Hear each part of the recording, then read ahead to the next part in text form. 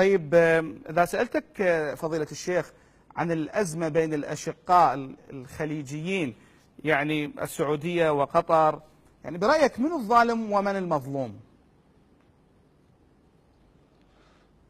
أنا الحمد لله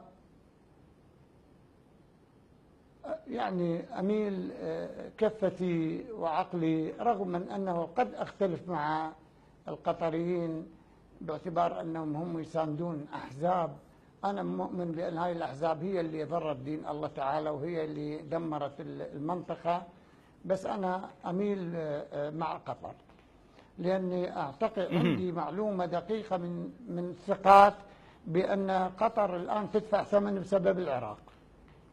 يعني إذا ممكن توضح هذا الأمر، إذا تدفع ثمن، خلي شوية نوضح هذا الأمر. بما أن كيف أنه قطر تدفع ثمن بدل العراق؟ يعني يعني قطر رفضت التصويت على الحشد الشعبي، يعني حل الحشد أو اعتبار الحشد منظمة إرهابية.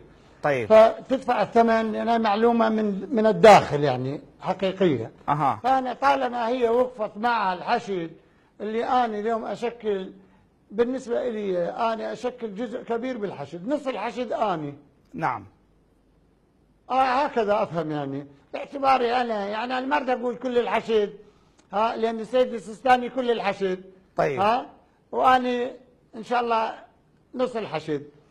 طيب. فما أقبل واحد يجيب طار الحشد. وبما أن قطر دافعت عن الحشد، أنا أقف مع قطر.